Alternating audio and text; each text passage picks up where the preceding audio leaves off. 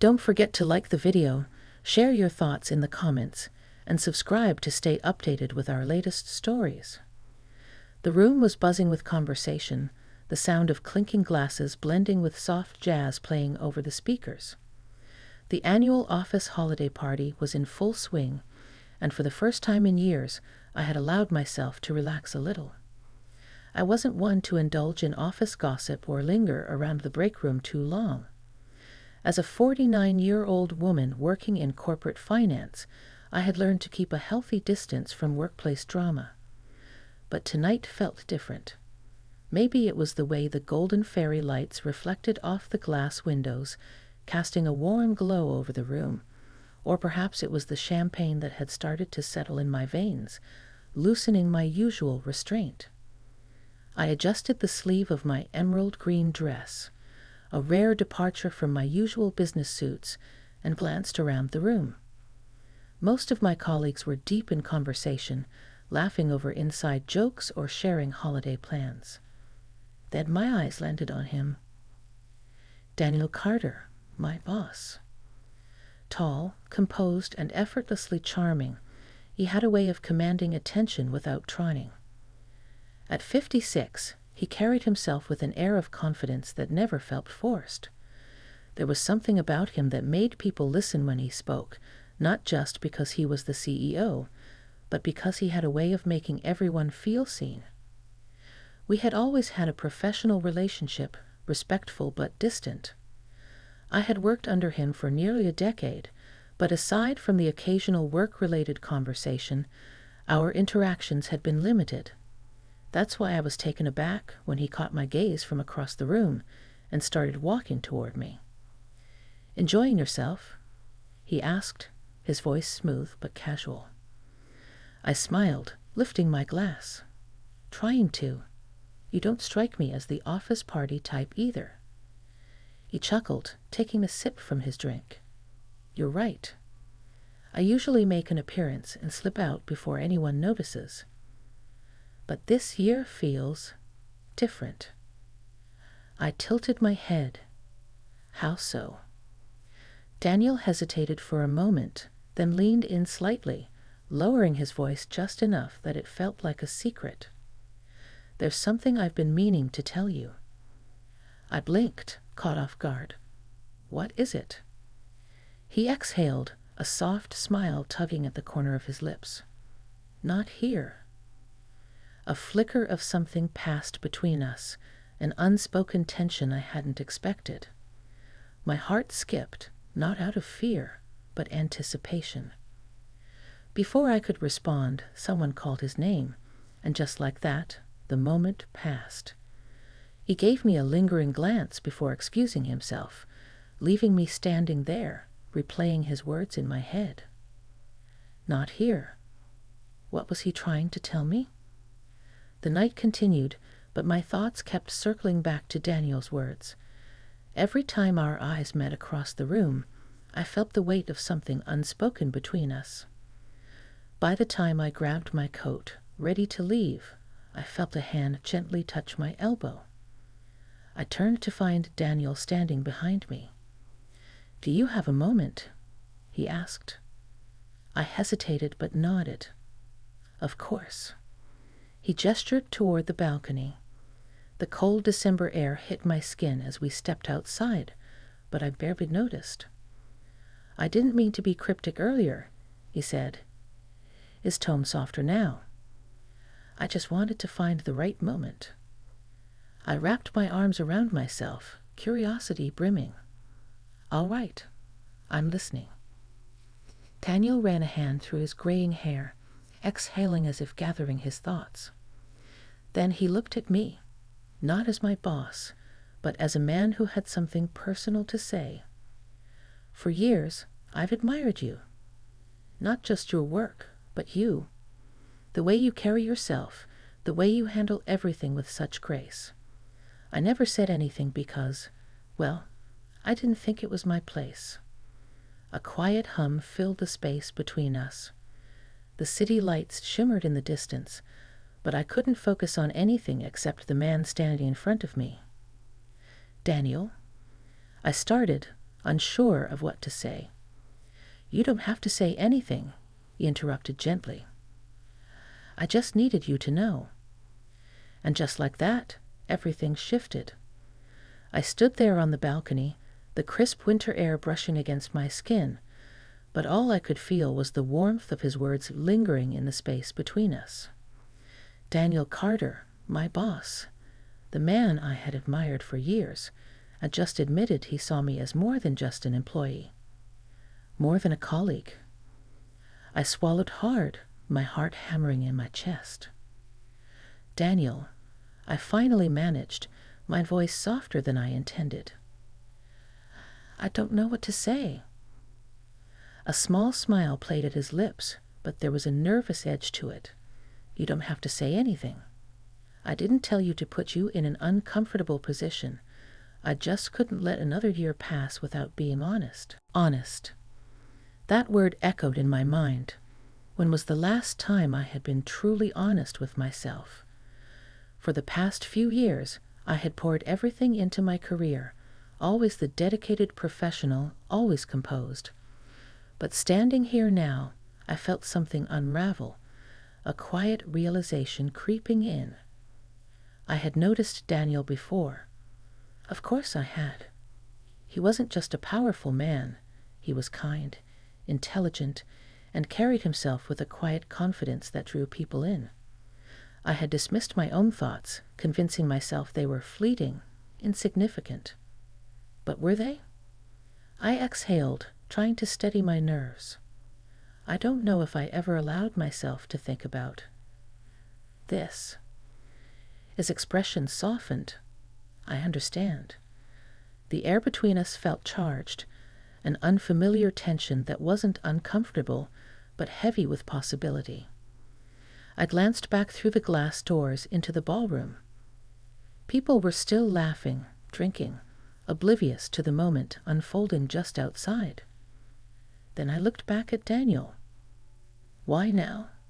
I asked, genuinely curious. He hesitated, then sighed. "Because I've spent years convincing myself that timing mattered, that I had to keep a distance, that the professional boundary was more important than what I felt. But tonight, I just couldn't ignore it anymore." Something about his words struck deep, shaking loose a part of me that had been dormant for too long. A soft gust of wind swept across the balcony, making me shiver slightly. Without thinking, Daniel shrugged off his coat and draped it over my shoulders. It was such a simple, instinctive gesture, but the warmth of it, of him, settled around me in a way I hadn't expected. "I don't want to complicate your life," he added, his voice quieter now. "I just needed you to know." I met his gaze, searching for any hesitation, any sign that he regretted saying what he did. But there was none, only sincerity. And then, before I could second-guess myself, I smiled. I'd like to figure out what this means." His eyes flickered with something, relief, maybe, or hope. "Then let's figure it out," he murmured. The moment stretched, filled with an unspoken understanding. This wasn't just about attraction. It was about something deeper. A connection neither of us had been willing to acknowledge until now. Before we could say anything else, the balcony doors swung open. "There you two are." We turned quickly to see Amanda, one of the senior managers, stepping outside with a tipsy grin. "We're about to do the toast. Can't have the boss missing his own speech." Daniel glanced at me, something unreadable in his eyes. "We should go back in," I said, adjusting his coat around my shoulders. He nodded, but as we stepped back inside, I could feel the shift. Nothing between us would ever be the same. The warmth of Daniel's coat still lingered around my shoulders as we stepped back into the ballroom, but the air between us had undeniably changed. We returned to the party as if nothing had happened, him taking his place near the front of the room, while I blended back into the crowd. But I could still feel it. the weight of his words, the unspoken understanding that had passed between us on that balcony. As he raised his glass to give the annual toast, I found myself studying him in a way I never had before, the way he carried himself with effortless confidence, the way his deep voice commanded attention. But now, I wasn't just seeing him as my boss. I was seeing him as a man. "To another year of success," Daniel said, lifting his glass, "and to the incredible people who make it possible." Everyone clapped, glasses clinking, laughter rippling through the room. But when his eyes briefly met mine over the rim of his glass, I knew it wasn't just a generic speech. It was something more. I swallowed hard, looking away as I took a sip of my champagne. I needed air. Excusing myself, I slipped past the crowd and made my way to the hallway near the coat check. The music was muffled here, the chatter distant. I leaned against the wall, taking a slow breath. This wasn't supposed to happen. For years, I had kept my personal and professional lives separate. I had built a reputation as someone who was composed, focused, unshakable. But one whispered confession on a cold December night, and suddenly I wasn't so sure of myself anymore. Thinking about sneaking out, the deep voice startled me, and I turned to find Daniel standing a few feet away, hands in his pockets. I let out a breathless chuckle. Maybe. He took a step closer, his gaze searching mine. "Did I make things complicated for you?" I considered that for a moment. "I don't know yet." He nodded, as if he understood. "I meant what I said, you know." I glanced down at the polished floor, my fingers tightening around my clutch. "I know." There was a beat of silence before he spoke again. "I don't expect an answer right now. He exhaled, shaking his head slightly. "I just don't want to pretend anymore." His honesty made something stir deep inside me. I met his gaze again. "Neither do I." His expression softened, as if he hadn't been expecting that answer. "I should go," I said, though I wasn't entirely sure why. He didn't try to stop me, but as I turned to leave, he gently reached for my hand. It wasn't a bold move, just a quiet touch, a simple connection. "Let me call you tomorrow?" he asked, his voice barely above a whisper. I hesitated only for a moment before nodding. "Okay."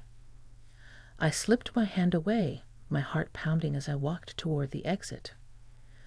But as I stepped out into the cold night air, I knew this was only the beginning. The next day, I woke up feeling different. Lighter. Like something that had been locked away inside me for years had finally been acknowledged. I spent the morning pacing my apartment, replaying every detail of the night before. The words spoken on the balcony, the way Daniel had looked at me, the quiet moment in the hallway when he had reached for my hand. And then there was his final question. "Let me call you tomorrow." I had said yes.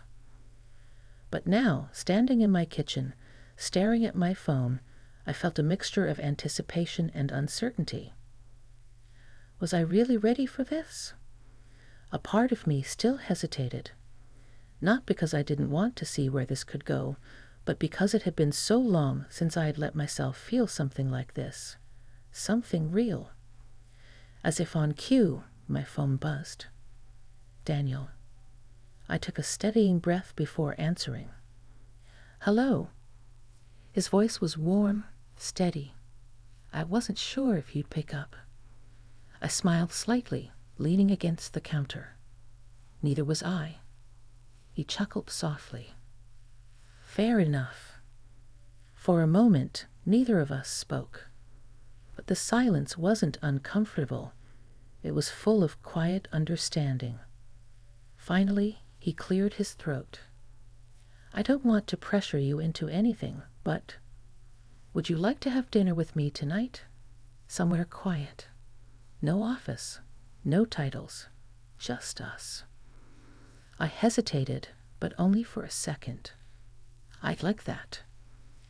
That evening, I found myself at a small, intimate restaurant tucked away in a quiet corner of the city. Candlelight flickered on the white tablecloths, the low hum of conversation filling the space. Daniel was already there when I arrived, standing to greet me. "You came," he said, a hint of relief in his voice. I smiled as he pulled out my chair. I did. As the night unfolded, something unexpected happened. We talked. Not about work, not about office deadlines or board meetings, but about life. About the books we loved, the places we wanted to visit, the little things that made us laugh. And with each passing moment, I felt myself unraveling in the best possible way. By the time the check arrived, I knew. This wasn't just curiosity. It was something real.